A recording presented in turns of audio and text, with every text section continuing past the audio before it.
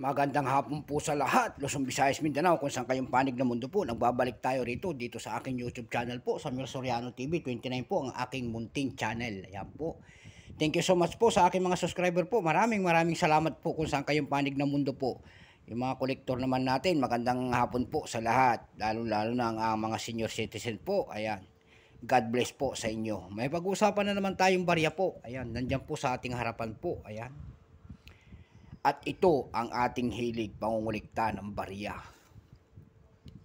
Ang pag-uusapan po natin ngayon ay ang 25 centavos po. Ayan, 1960 po. Ayan, ang Leather Liberty. 25 centavos, 1960 po. Ayan. Pagkatalikod ho natin. Ayan po. Central Bank of the Philippines po ang nakalagay.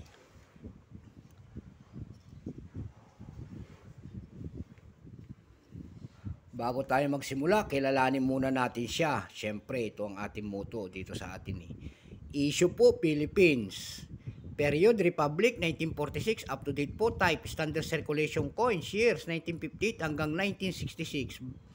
Value, 25 centavos po. Currency, piso, 1857 hanggang 1967. Composition po nito ay nickel brass. May bigat po itong 5 grams. May haba po itong 24 mm. May kapal po itong 1.6 mm. Shape, syempre round. Orientation po nito ay coin alignment. Demonetized na po ito no March 3, 1979. Number and dash 1009. Reference number KM-189. Ayan po. Kung tawagin po, makikita nyo po dyan ang isang babae po. May nakaharap sa kaliwang bahagi po. May daladala pong maso. Doon naman po sa kanyang kanang bahagi, mayroon makikita po kayo dyan na bulkan. Ayan po, mayon. May usok po. Ayan po, kung tawagin nila yan ay 6 ring. 6 ring, yung mga usok na yan. Kasi yung 1966 po, may 8 rings kung tawagin. Ayan. Pagkatalikod po naman natin, makikita natin ang imahe po ng Bangko Sentral ng Pilipinas na luma. Makikita nyo po dyan, Central Bank of the Philippines po, makikita nyo po ang isang imahe po ng isang leon. At saka po isang agila. Ayan. Leon, agila, tatlong bituin po. Ayan. Kung tawagin po yan ay coat of arms. Ayan, of the Philippines po. Yung leon po dyan, makikita ninyo, nakataas po. Tsaka yung agila, nakataas ang dalawang pakpak. Yung leon po ay simbolo po ng Espanya. Yung agila po ay simbolo po ng Amerika. Yung tatlong bituin po sa taas, yan po ay sagisag ng Luzon, Visayas, Mindanao po. Ayan po, maliwanag. Ito po 1960 na ito. Hindi po dito ginawa sa atin. Ayan po.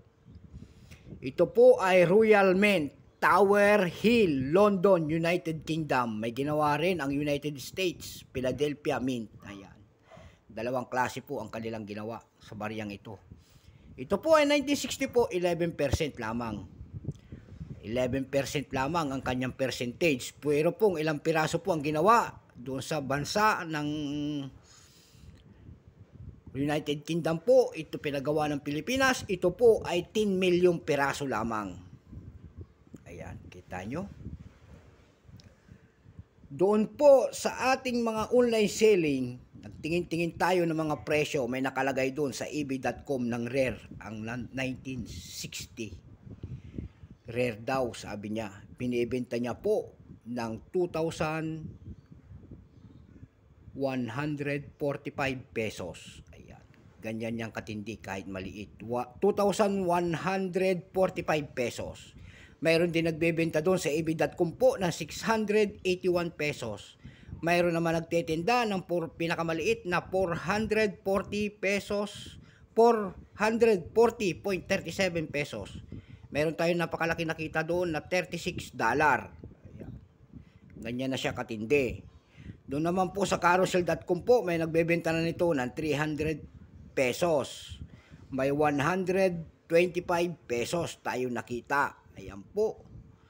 So yun lang ang ating mapipiga na kanyang presyo. Ibig sabihin not bad na sa isang coins na ganito kung magkakahalaga ng 300 to 125.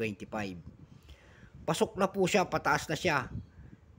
Hindi na siya nababa ng 100 ang kanyang presyo, pataas na. Ayan po, so hanggang dito na lamang po ang aking vlog. Sana naliwanagan kayo, baka mayroon kayong mga coins na ganito. Ayan, i-keep nyo lang muna. Baka pagdating ng panahon ay lumaki pa lalo ang kanyang presyo. God bless po sa lahat, Luzon, Visayas, Mindanao, kung saan kayong panig ng mundo. Bye-bye po.